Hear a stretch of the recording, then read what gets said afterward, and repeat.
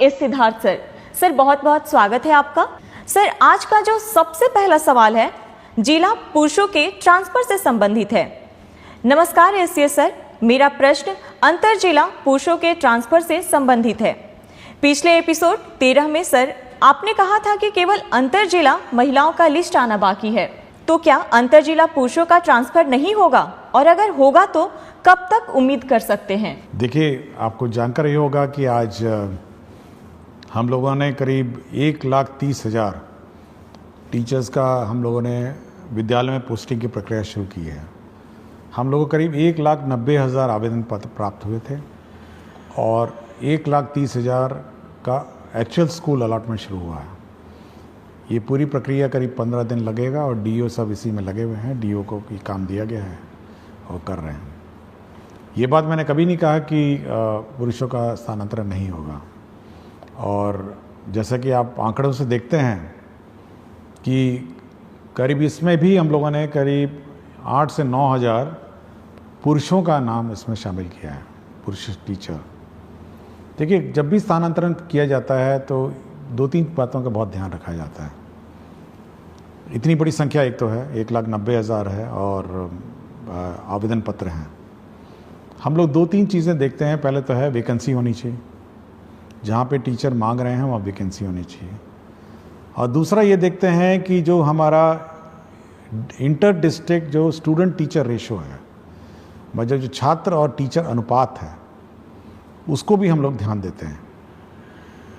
अभी तक जो ट्रांसफ़र हुए हैं करीब वो 1,30,000 का जो जिला आवंटन किया गया है, अगर उस आंकड़े को देखेंगे तो आपको आश्चर्य होगा कि ऐसे भी ज़िले हैं जहाँ 20 छात्र पे एक टीचर हैं, और ऐसे भी ज़िले हैं जहाँ 44 छात्रों पे एक टीचर हैं। तो आप देखिएगा पूरे राज्य में कितना, मतलब इस अनुपात में भी अंतर आ गया है कि एक तरफ 20 छात्र पे एक टीचर हो गए, एक तरफ 44 छात्र में टीचर हो गए। भाई इस कारण से हुआ है क्योंकि जो टीचर उन ज़िलों में थे जहाँ पे 44 छात्र पर टीचर थे, वो सब ऐसे ज़िलों में चले गए हैं जहाँ पे पहले ही टीचर बहुत ज़्यादा थे। तो एक तो हम लोगों को ये मेंटेन करना पड़ता है। पूरे राज्य का औसतन है 30 छात्र पर टीचर हैं। तो हम लोग को ये नियंत्रण रखना पड़ता है कि ऐसा ना हो कि अचानक एक ज़िला ऐसा हो जहाँ पे 10 छात्र हो जाएंगे एक टीचर पे।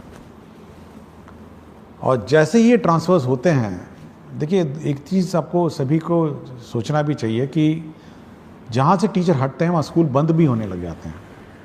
मतलब क्योंकि टीचर की कमी हो जाती है, जहाँ पे 5 टीचर थे अब 2 टीचर हो जाएंगे, तो स्कूल भी बंद होने लगते हैं। तो एक और जहाँ पे टीचर्स की अपनी व्यक्तिगत समस्याएं हैं, वहाँ पे सभी को छात्रों की भी समस्याओं को समझना चाहिए।